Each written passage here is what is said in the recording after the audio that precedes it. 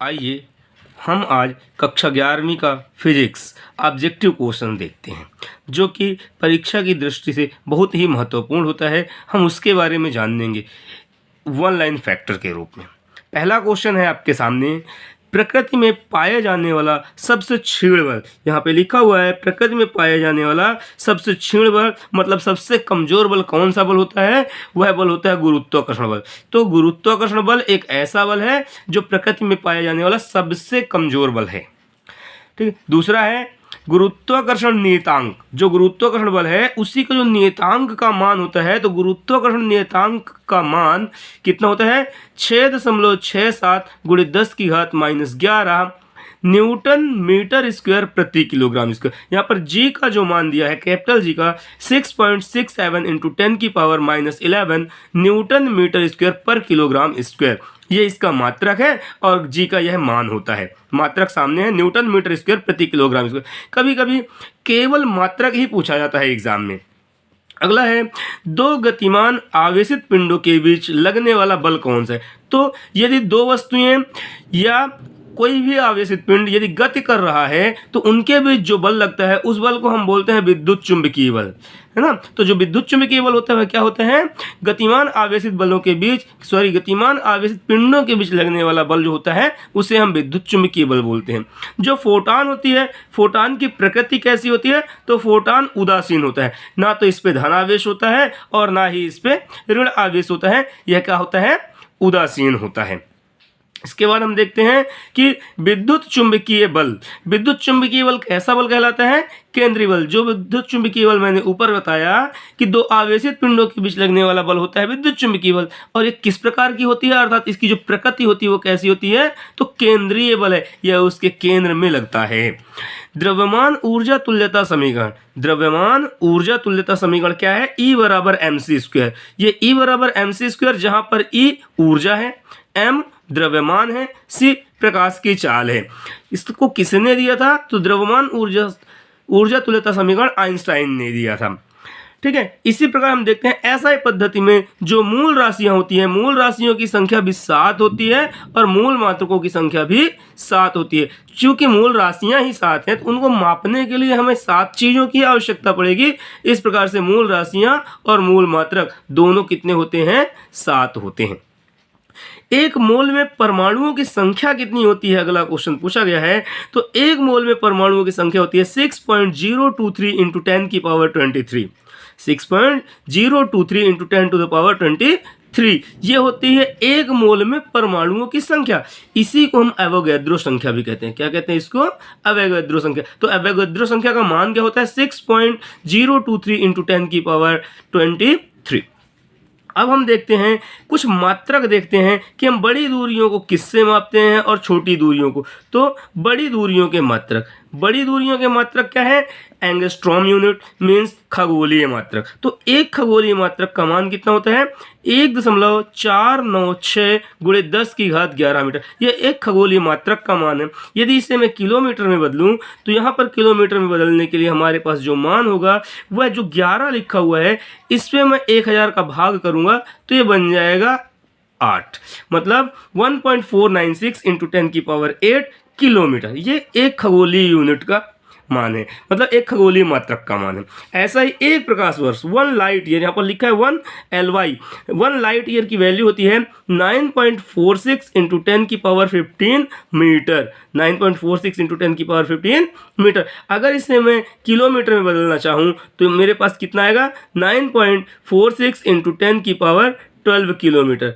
1000 से मैंने इसको डिवाइड किया है बस, और कुछ नहीं किया। ठीक ऐसा ही एक और बड़ी दूरी का मात्रक है जिसको हम पढ़ते हैं पार्सेक। इसकी जो वैल्यू होती है 3.28 लाइट ईयर के इक्वल टू होती है। तो 1 पार्सेक इक्वल टू 3.28 प्रकाश वर्ष। जब मैं इसे मीटर में बदलूंगा तो मुझे मिलेगा 3.1 × 10⁻16 मीटर, और जब मैं इसे किलोमीटर में बदलूंगा तो मुझे मिलेगा 3.1 × 10⁻13 किलोमीटर। तो मीटर में भी इसकी वैल्यू है और किलोमीटर में भी इसकी वैल्यू है।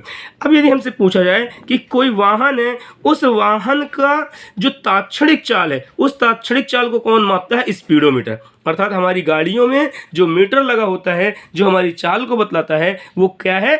स्पीडोमीटर। तो स्पीडोमीटर क्या बताता है? किसी भी गाड़ी की तात्क्षणिक चाल को बताता है।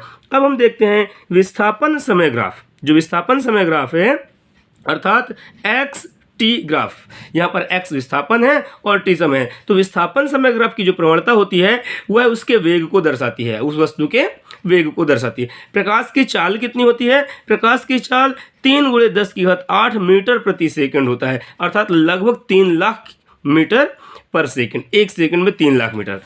इसी प्रकार प्रकाश वर्ष आखिर मात्रक किसका है? तो प्रकाश वर्ष जो होता है वह दूरी का मात्रक, बड़ी दूरी का मात्रक, जैसे कि सूर्य से पृथ्वी तक के बीच की दूरी। ठीक है। ऋणात्मक त्वरण हम किसको कहें? तो जो मंदक होता है, अगर जो ऋणात्मक त्वरण है अर्थात जो त्वरण है वह यदि ऋणात्मक आ जाए, जैसे हम त्वरण को दर्शाते हैं ए से, अगर इसे हम -a से डिनोट कर दें तो इसको हम मंदक बोलते हैं, अर्थात ऋणात्मक त्वरण को ही मंदक कहते हैं। विद्युत धारा कैसी राशि है? विद्युत धारा एक सदिश राशि, जबकि यह एक निश्चित दिशा में बहती है, इसके बावजूद भी विद्युत धारा कैसी राशि है? अदिश राशि है। जो सदिशों का योग होता है वह क्रम विनिमय नियम का भी पालन करता है और साहचर्य नियम का भी पालन करता है। अगर मैं बात करूं क्रम विनिमय नियम की, तो क्रम विनिमय नियम means a + b = b + a। अगर मैं a में b जोड़ूं या b में a जोड़ूं, दोनों की वैल्यू आपस में बराबर होगी, इसको अपन बोलते हैं क्रम विनिमय नियम। ठीक ऐसा ही अगर मैं साहचर्य नियम की बात करूं तो साहचर्य नियम होगा a + b + c = a + b + c। Means यदि मैं पहले a और b को प्लस करने के बाद यदि बाद में c की वैल्यू को प्लस करता हूं तो वह वैल्यू भी a + b + c, पहले b + c को प्लस करने के बाद यदि a प्लस करता हूं तब भी उसके = होगी। इसको कहते हैं साहचर्य नियम। तो जो योग है वह साहचर्य नियम का भी पालन करता है और क्रम विनिमय नियम का भी पालन करता है। लेकिन जो सदिशों का गुणा होता है वह क्रम विनिमय नियम का पालन नहीं करता है, वह क्रम विनिमय नियम का पालन नहीं करता है। a × b जो होता है वह b × a के = नहीं होता।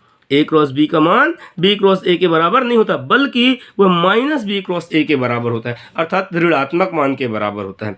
इस प्रकार हम कह सकते हैं कि जो सदिशों का योग है वह क्रम विनिमय नियम का और साहचर्य नियम का पालन करता है, लेकिन गुणा क्रम विनिमय नियम का पालन नहीं करता। अगर हमें परिमाण ज्ञात करना है, कोई वैल्यू दी हुई है, तो यहाँ पे परिमाण ज्ञात करने के लिए mod ऑफ a का फॉर्मूला है √ax² + ay² + az²। इसका मतलब ये हो गया जो x की वैल्यू है वह i x को रिप्रेजेंट करता है, j किसको रिप्रेजेंट करता है? y अक्ष को, और जो k होता है वह z अक्ष को रिप्रेजेंट करता है। अर्थात जो i, j और k की वैल्यू होती है उसके जो गुणांक उनका हमें वर्ग करके जोड़ना पड़ता है और उसका वर्गमूल निकालना पड़ता है, वहीं से हमें परिमाण मिलता है। अब यदि हम बोलें कि वेक्टर a और वेक्टर b के बीच का कोण थीटा हो, तो कोण ज्ञात करने के लिए मेरे पास फॉर्मूला है cos θ = a.b / mod of a.b। ये a.b क्या है?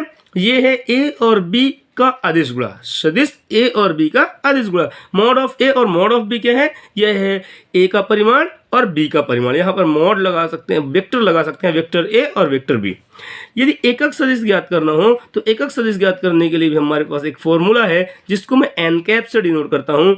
n= vector of a × b upon mod of a × b। तो a × b की वैल्यू जो आएगी, यदि हम उसका परिमाण निकाल के उससे डिवाइड कर देते हैं तो हमें n या हम बात करें कि c की वैल्यू मिल जाएगी, जिसे हम एकक सदिश कहते हैं।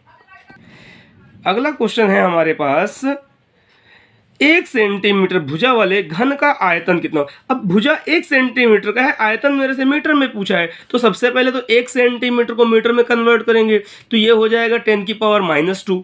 कितना हो जाएगा? 10⁻² मीटर। अब इसका क्या चाहिए? आयतन। आयतन चाहिए तो हमको इसका क्यूब करना पड़ेगा, जिससे मेरे को मिलेगा 10⁻⁶ मीटर क्यूब। इस प्रकार से 1 सेंटीमीटर भुजा वाले घन का जो आयतन होगा मीटर में 10⁻�6 मीटर होगा। और यदि सेंटीमीटर में ही पूछे तो सेंटीमीटर में 1 सेंटीमीटर क्यूब होगा।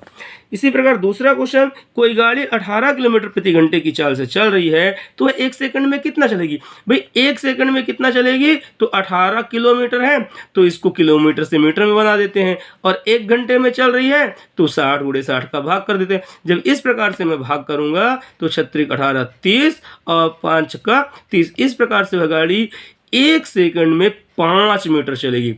कौन सी गाड़ी? अगर वह पहले 18 किलोमीटर प्रति घंटे की चाल से चल रही हो तो प्रति सेकंड वह 5 मीटर चल लेगी।